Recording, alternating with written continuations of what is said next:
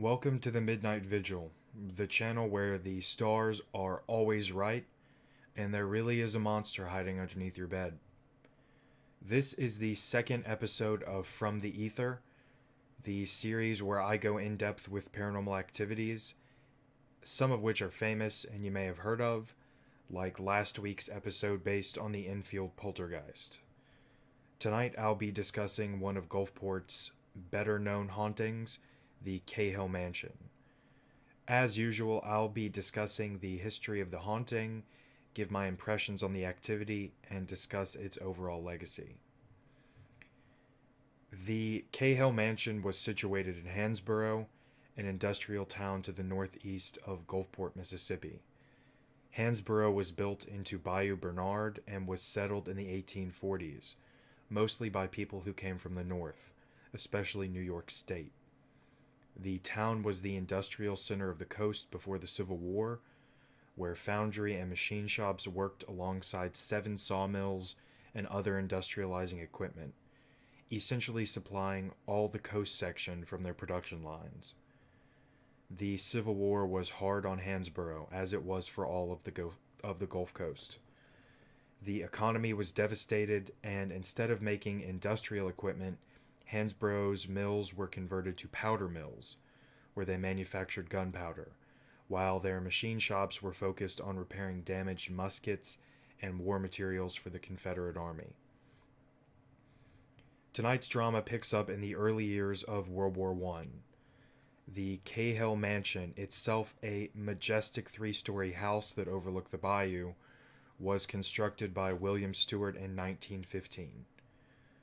Little is known about the various families that occupied the mansion for the next 30 years or so, but during this time period the house fell into serious disrepair and neglect, a fate that is shared by many older grand houses. During the Second World War, the house was leased to the Air Force and used as a club for non-commissioned officers, and word of the misdeeds and inappropriate acts committed there spread through the community. These were sordid tales of gangsters from New Orleans who enjoyed the illegal gambling on offer, and women of the night who were brought in from Louisiana. The sergeant who managed the mansion eventually had his operation shut down by his superiors, but he would allegedly return to the mansion after the conclusion of the war, taking a hidden stash of savings bonds from a second-story window seat. Afterwards, the Cahill Mansion would again transition to a private residence, where it was acquired by the Gregory family, whose experiences in the home would cement Cahill Mansion as a local legend. Dr. Kendall Gregory and his wife Jenny moved into the home in 1957 with their large family of children, and almost immediately the family were confronted by the reality of living in a haunted mansion. My first feeling upon moving here was simply one of not being alone, Mrs. Gregory said after moving into the home. I felt like I was being watched.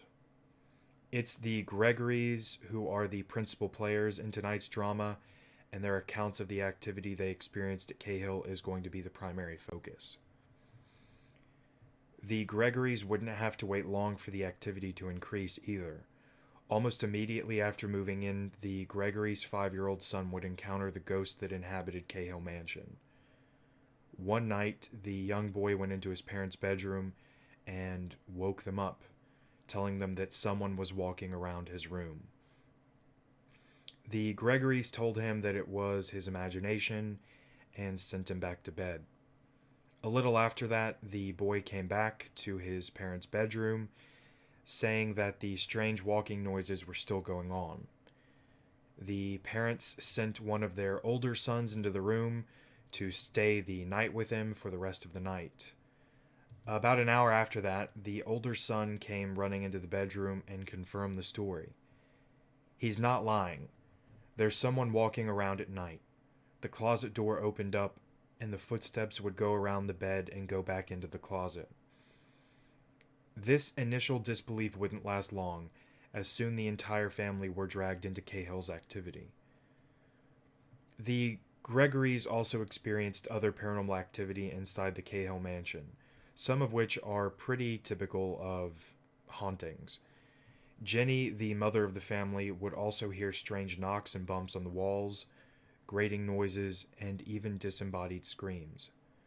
All of these auditory disturbances were so loud, she would resort to wearing earplugs to try to drown out the volume. Light fixtures would fall from the ceiling, objects would fly across the rooms, cold spots were reported, footsteps could be heard running and walking all through the house at different hours. Even the very walls in some rooms would refuse to be painted. Strange, smoky figures dressed in 1920s period clothing were seen, and jazz music was heard on more than one occasion as well. One of the prominent figures in the haunting, that of a little boy, was seen multiple times by different members of the family, always described as having an almost bioluminescent quality, as he would glow with an eerie, ghostly light. A few notable disturbances. One night, Mr. Gregory was awakened from his sleep by a loud moan that seemed to originate between the dresser and the bed. When he got up and turned the light on to investigate, no one was there. This moan was so loud that it woke up the children sleeping in the next room over, but amazingly, Mrs. Gregory slept through the whole encounter.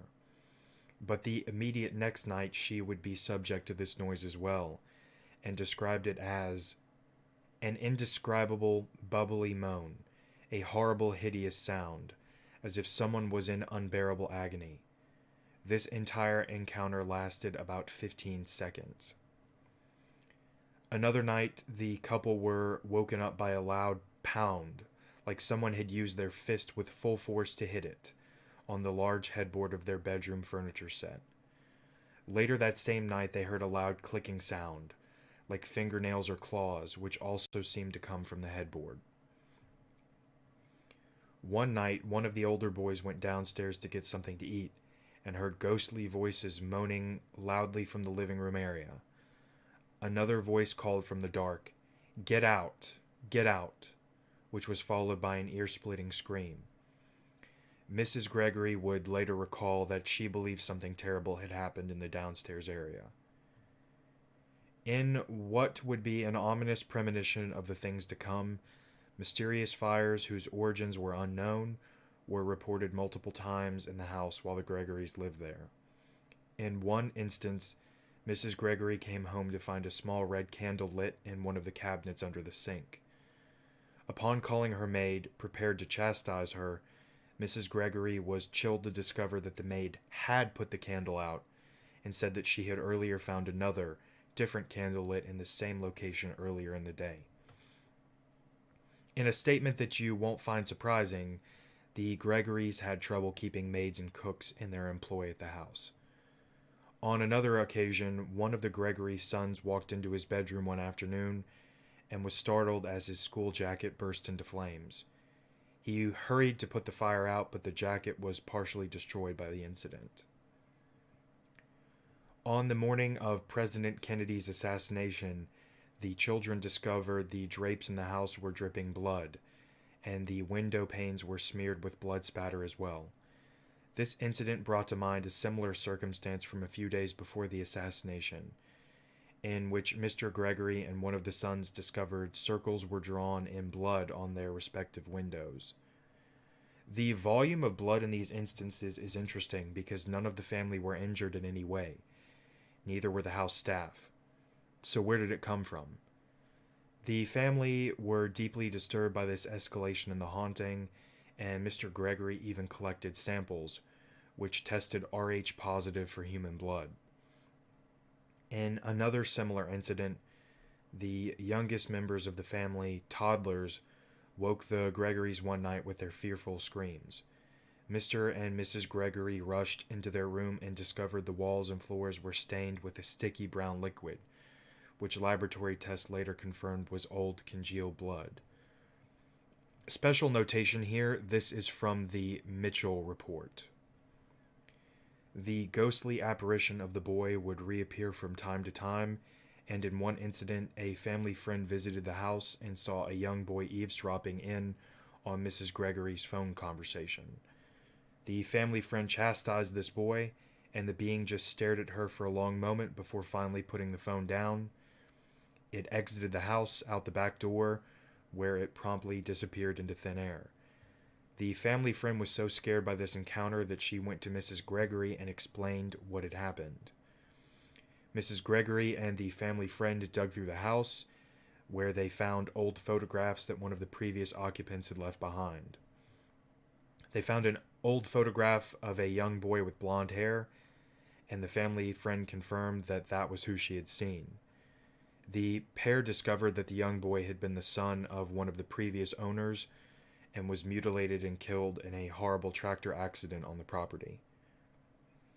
Eventually, the Gregorys would abandon the house, citing the cost of upkeep to be too much, but it's obvious the haunting must have also played a part in their evacuation. The house's reputation and legend began to grow, and soon played host to many amateur and professional paranormal investigators. Cahill Mansion itself seemed to be growing in power and ability as well, as these new encounters gave it more victims to play with. These new accounts are, in a word, extraordinary. Investigators would walk outside during a thunderstorm, and the rain wouldn't affect them in any way. Investigators would also see fires roar into life from fireplaces that had long since been neglected and abandoned. In another troubling incident, one investigator, an Air Force officer who was stationed at Keesler Air Force Base in Biloxi, would bang his head on a door threshold while navigating the home. The only problem is that the threshold for the door frame is 9 feet high, and he is only 6 feet tall. One of his friends, the curator of Beauvoir, tried to capture photographic evidence of this incident, only to later discover that his film canister had been taken from his possession while inside the house. Mrs. Gregory would later confirm that the spirits would not allow photographs to be taken inside the home, and many other investigators would report equipment malfunction. I want to add a special notation.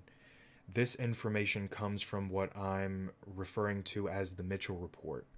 It's part of an article on mitchellpublications.com and details their investigation of the Cahill Mansion.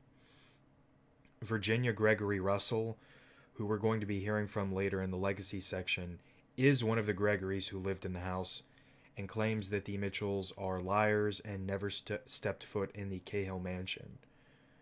I'm going to keep this information here because it stood out to me as interesting, but I want to be very respectful of the Gregorys, and I'm going to leave it up to viewers to make up their minds because I simply can't verify any of this. It's an interesting story and doesn't honestly seem that out of place with what I've heard about Cahill, but I don't want to get caught up in he said, she said. The Mitchells have their account, the Gregorys dispute it. That's essentially what it is. We don't have any reason to doubt Miss Virginia, so I want everyone to take this with a grain of salt. Inevitably, Ouija board seances were conducted in the mansion. 7 personalities came through the board, with several offering to function as spirit guides to the parties present. Of the 7, 3 personalities in particular were encountered by almost every investigation. The first was that of a blonde-haired boy who died in a tractor accident on the property.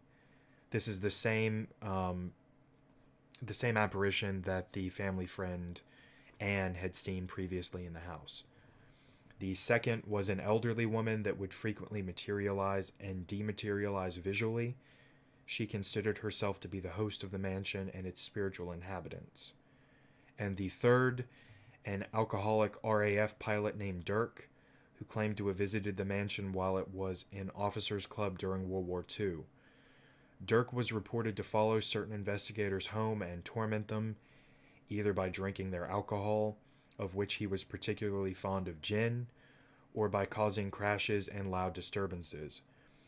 One such investigator claimed that Dirk stole his wallet, ID, and credit cards. His possessions were only returned to him when he prepared to permanently leave the Gulf Coast, and one day before his move, he came home and found them fluttering down from the ceiling of his closet.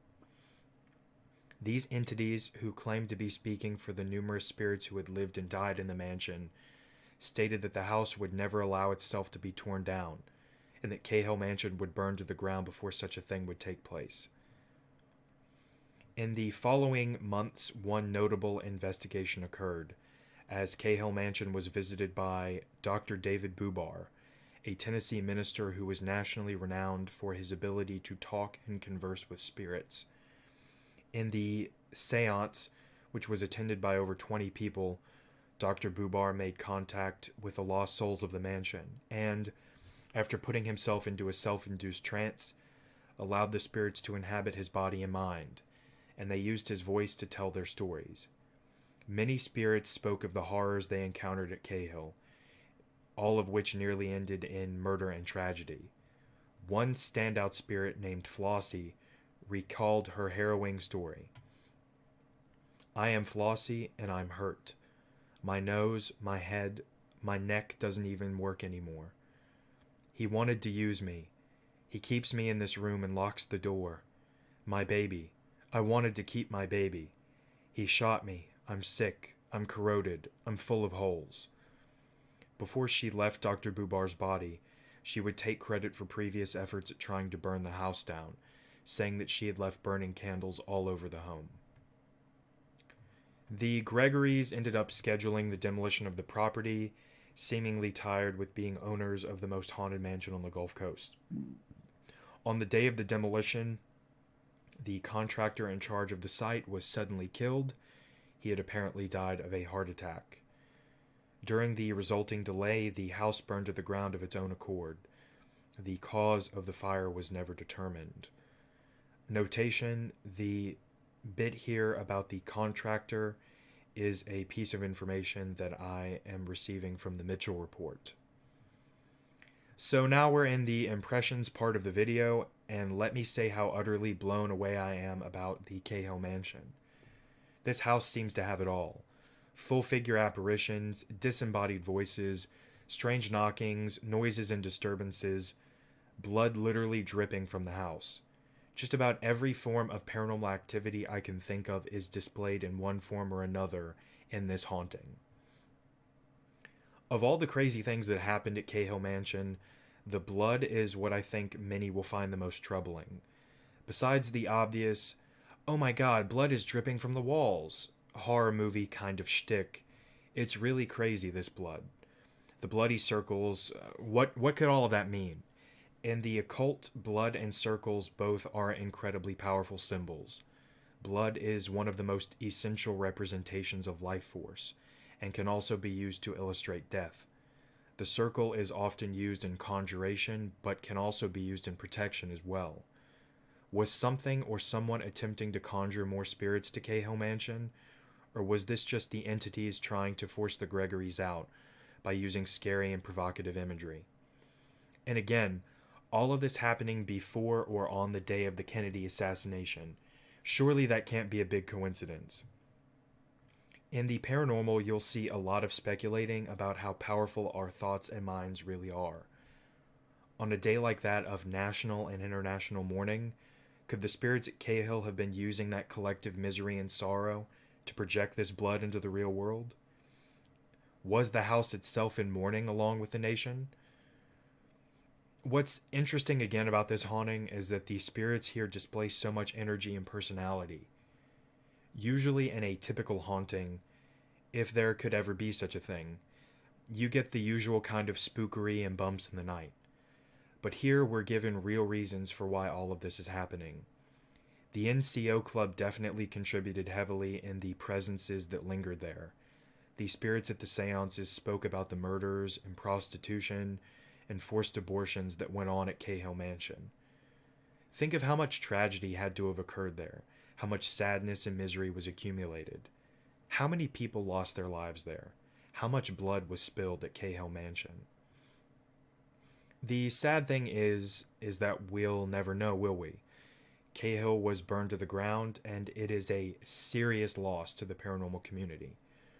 There's so much activity that happened there, and thankfully there are some really good accounts of it. But imagine, if you will, what we'd have today if the house was still around. We'd have so much evidence and so much proof, it would be crazy the things you'd be able to document there. When paranormal discussions are had Inevitably, proof and evidence are words that aren't far off in the conversation. Cahill could have been that example, and it could have provided that evidence. It's weird that I feel kind of sad almost that the house is gone, because obviously this happened well before I was born. But considering how important this is, and considering how obviously haunted it is, it's just kind of a loss because, as a resident, I'm always interested in Gulfport having interesting and positive things to talk about, especially in Mississippi, where it seems like we have this almost negative perception in this country. It would have been really, really cool if this place was still around because, think of what that could do. Think of the discussions that we could have. I really think it would have been important for this area. It's also scary to think about the escalation that occurred at Cahill Mansion. At the beginning of the story and tonight's drama, it's the usual knockings and voices in the dark. And then by the end, it's gone to blood pouring down the curtains, Ouija board spirit channeling sessions, the laws of nature potentially being defied, fireplaces exploding, people being touched and thrown downstairs, ghosts potentially following investigators home. It's an incredible progression. You're almost afraid to think of what would have happened next, aren't you? Cahill Mansion is already a real-life horror movie. How much horror could it have produced, though? And obviously, you have to be struck by the sadness of the whole thing. So many lives lost and so much misery. You've got to remember that these are the spirits of people who were once alive, who once shared in our joy and had lives they were excited about and dreams of their own. And they were cut short. Often is the case in Cahill's history, they were cut short violently. The violence from the real world carried over into the spirit world, and the spirits themselves seemed so angry that they had died. They were confused. They struck out in a way that spirits often do. They seemingly willed the house to burn itself to the ground, defying the living who wanted it demolished.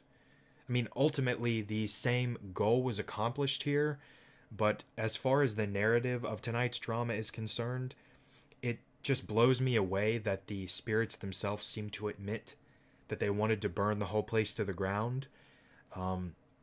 It's crazy that that's inevitably what ends up happening. So now we're going to move into the conclusions of the video, where I discuss the legacy of the Cahill Mansion haunting. I'm a local to this area, and I grew up hearing stories about the haunting pretty much all my life. It really is a legend here on the Gulf Coast. My mother grew up around Bayou View and had stories about the mansion growing up. There's almost this impression when I speak with people who are local and remember the mansion that the fire wasn't put out on purpose. More than one time, I've been led to believe that the police were tired of getting calls about screams and disturbances from the property, so they let it burn to the ground.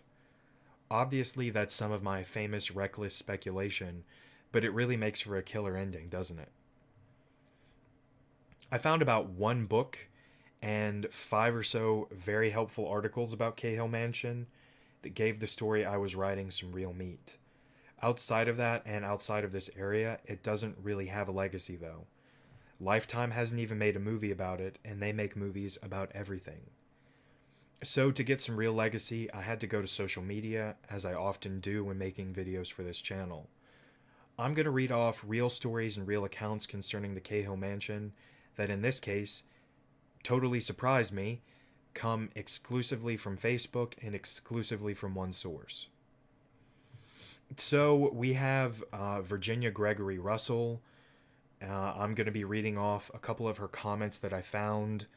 They're really interesting. They really add to the narrative. I think when we discuss the legacy of this place, speaking, or in this case, reading the account of someone that was actually there, is really key to getting the bigger picture. So Virginia says, I'll start. After we moved, some people from Jackson asked Mom if they could go on a midnight visit. She took 22 people. Some of them were drunk and went to the old house. When they arrived, all were asked to be quiet and respectful, but two left and screamed and yelled on the second floor near Parham and Ricky's room. As they approached the bathroom, they saw a shadow. It came through the window and tossed the one down the hall. 266 stitches later, and almost a year, he called my mother to tell her. Mom asked if he would come to show her. He said, "Pay me $1 million and I will never come back." True story. And by the way, Mom and Dad had the fire department burn burn the house 2 weeks later. So, is that confirmation of the belief that the fire department and police were somehow involved in Cahill's destruction? I mean, you have to think that is mildly scandalous, that they would either let the house burn down or, as Miss Virginia seems to insinuate, they were directly involved in that.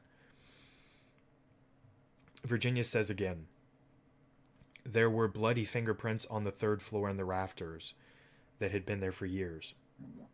It's an important for me to point out the third floor is the attic. This is obviously really, really creepy. Where did they come from? How did they even get there? She states later on that they remained there for years. So I just really wonder, what is the story behind that? You know, again, it's sad because we're just never going to know. She says again, I remember Halloweens where Mom bought tons of candy and no one came. We could see them at the end of our driveway shoving each other. You know, this goes back to what I was saying about this case, is that this is kind of like a living urban legend. You know, we grow up as kids, and you have that essence of, you know, well, I double dog dare you. Oh yeah, well, I triple dog dare you. It's really cool when I'm reading what she's saying that this was definitely an element that played into the lives of the people that grew up around here. You know, you grew up hearing about this place. If you were around in the 50s and the 60s, you know, Cahill Mansion was a place that was real to you. So this is such a cool story. This is such a cool anecdote. Again, I'm blown away by the real details of this haunting. It's really cool to be involved on a local level and to see how this worked. In a later comment, Virginia also identifies the ghost of the blonde boy as Richard Cahill. It's an interesting note here. He popped up during tonight's drama a couple of times. Obviously, them identifying him is really interesting because all of the sources that I read did not have him identified, which is why I didn't identify him. But this is pretty cool. At least now we know who one of the main entities of the haunting is. Multiple commenters in this group, this post that I read, they kept mentioning an out-of-print book by Susie Smith, which might explain why I hadn't heard of it while I was doing the research for this video. I had never heard of Susie Smith. She wasn't mentioned in any of the articles that I read, so the information that she wrote, I'm sure it's interesting, but at the present time, I just didn't have access to it.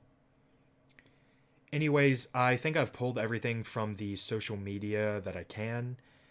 There's a lot here. There's, in some case, over 100 comments on one of these posts, and I really think this adds to the legacy of the haunting.